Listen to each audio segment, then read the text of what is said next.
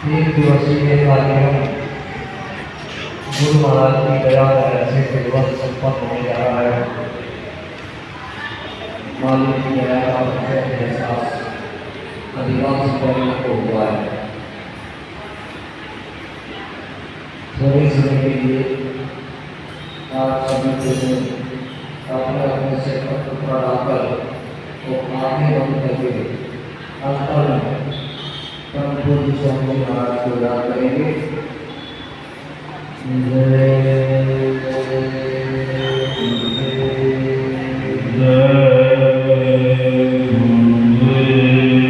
महाराज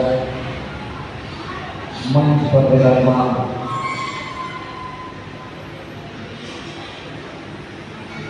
ऊपर से सभी को बंदे और दूर दराज से आए समस्त धर्म प्रेमी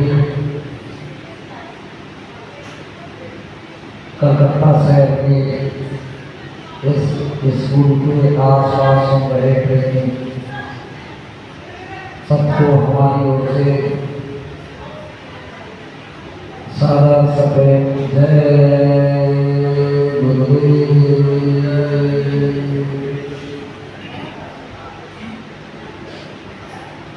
ये जय गुरुदेव नाम का उच्चारण आप सभी प्रेमी सुन रहे हैं।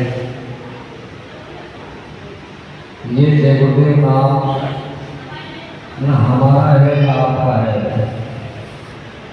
ये उस परमपिता परमात्मा प्रभु का नाम है जो सबका सृजनहार है, जो सबको पैदा करने वाला है, जो देवों का देव है, जो संसार का शहंशाह और गुरुओं का गुरु है। उस परमपिता परमात्मा ने चरण नजर में सबको पैदा किया है। उस मालिक का ये नाम है। इस नाम के प्रचारक मथुरा के परम संत बाबा जयदेव जी महाराज, जिन्होंने सारे देश में और देश के सभी प्रांतों के सभी जिलों में घूम घूम कर अपना संदेश जनमानस को सुनाया और बताया कि ये जय गुरुदेव नाम इस कलिकाल का लगाया हुआ सिद्ध किया हुआ नाम है। इस नाम की पहले परीक्षा हो और जब ये नाम परीक्षा में पास हो जाए, ये अपना पर्चा दे अपने समर्थ का जब आपको भरोसा हो जाए तब आप इस नाम को अपना सहारा बना देना, तो आपका ये मानव जीवन सार्थक हो जाएगा। प्रेमी भाई बहनों, इस मनुष्य शरीर की बड़ी अहमियत है। महापुरुष बताते हैं कि मैं कौन हूँ, कहाँ से आया हूँ, मरने के बाद कहाँ जाऊँगा, और प्रकृति का ये नियम है। इस धराधाम पर कितने सतयुग, कितने त्रेता, कितने द्वापर और कितने कलयुग बीत गए। जब से जीव उस परमपिता परमात्मा ने इस धराधाम पर भेजा, तब से अभी तक ये अपने घर नहीं पहुंचा। अपने घर पहुंचाने के लिए महापुरुषों ने बड़ी मेहनत की है और उसके लिए बताया है कि हमारे वजह से जहाँ तुम्हारा धाम और तुमको घर पहुंचाना एक हमारा काम। हमारा एक ही काम है कि तुम वचनों को सुनकर समझ लो और समझ कर चल पड़ो, तो तुम्हारा ये जीवन सार्थक हो जाएगा और तुम अपने घर पहुंच जाओगे। असली वतन में महापुरुषों ने समझाया कि ये देश नाशवान देश है, इसमें कोई अमर नहीं है। यहाँ का जो सामान हमको आपको दिखाई दे रहा है, ये एक दिन खत्म हो जाता है। तुम्हारी आस्था भावना इसी में जुड़ गई है। इससे ऊपर निकलो और सोचो और विचार करो कि मैं कौन हूँ, मेरे अंदर कौन बैठा हुआ है जिसके चला ये सारा सिस्टम चल रहा है। तो महापुरुषों ने बड़े अजीबो गरीब तरीके से समझाया है कि इस मानव तन में एक अजीब चेतन सत्ता है जिसको जीवात्मा कहते हैं, और वो जीवात्मा परमात्मा की अंश है। जब ये अंश रूप जीवात्मा इस शरीर से निकल जाती है तो ये शरीर धाम से मिल जाता है और इस शरीर की कोई कीमत नहीं जाती है।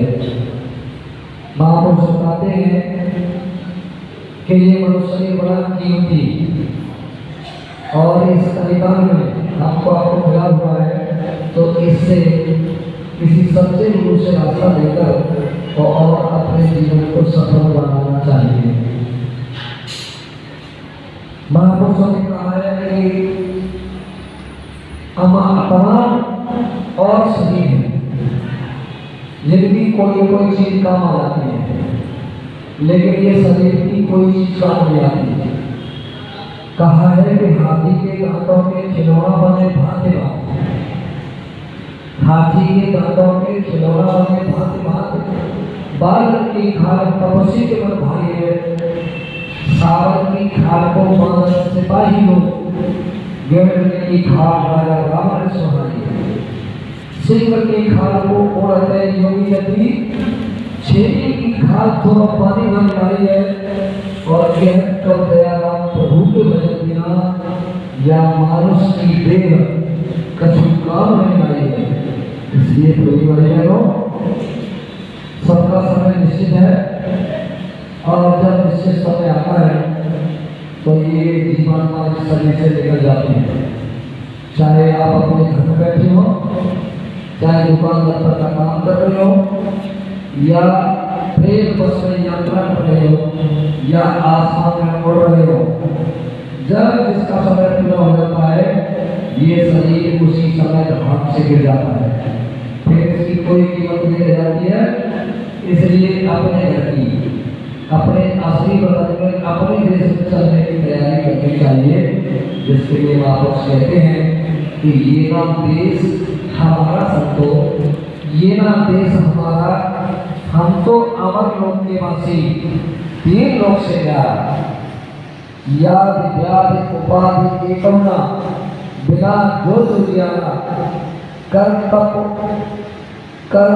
हमें काल वह लाया, और झंझरी बीच मरा, निकसन की को राह पावे, सतगुरु शरण वाला,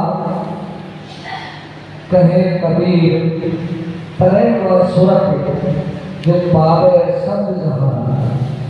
जब तक शब्द का रास्ता, नाम का रास्ता इस कलिकाल में जीवों को प्राप्त नहीं हो जाता सतगुरु के द्वारा, तब तक कोई भी उस पवित्रता परमात्मा की अमर वाणी को समझ नहीं सकता।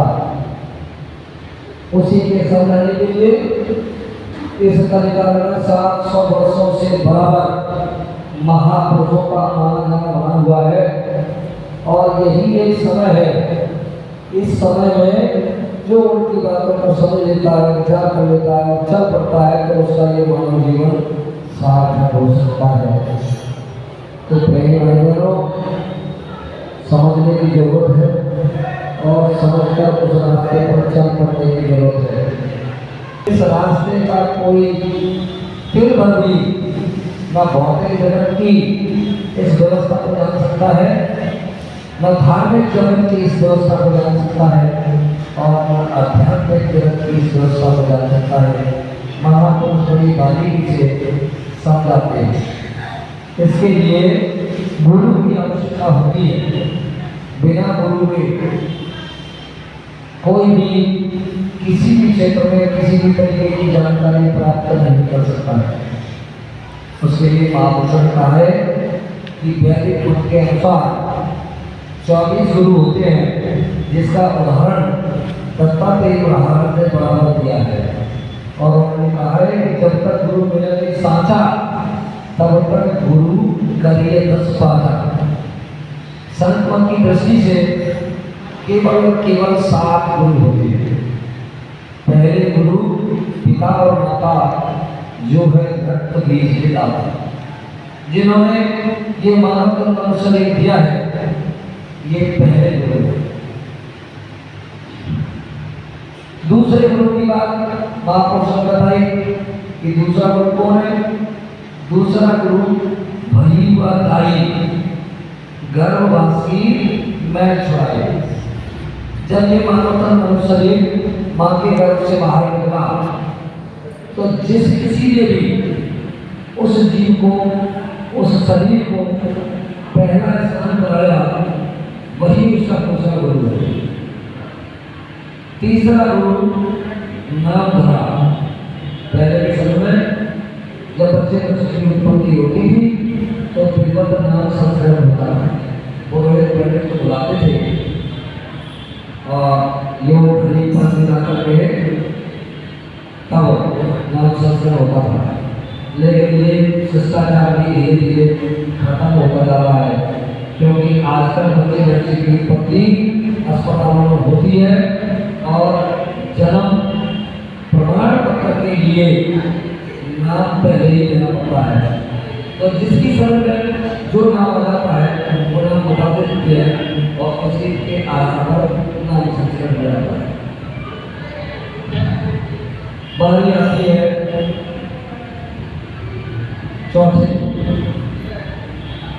चौथा गुरु जो शिक्षा दिया, तब संसारी मार्ग से। जैसे हम इस स्कूल में हैं और इस स्कूल में बच्चे पढ़ने आते हैं, उन बच्चों को इस भौतिक जगत की शिक्षा दीक्षा दे रहे, बता रहे, समझा रहे कि ये हिंदी है, ये उर्दू है, ये अंग्रेजी है और ये बंगाली है। इस भाषा का जो ज्ञान कराते हैं वो कौन से गुरु होते हैं? वो चौथे गुरु होते हैं, बच्चों को पढ़ाने वाले मास्टर, टीचर। संत की दृष्टि से इनको चौथा गुरु माना गया है। पांचवा गुरु जो दीक्षा दिया, राम कृष्ण का स्मरण किया।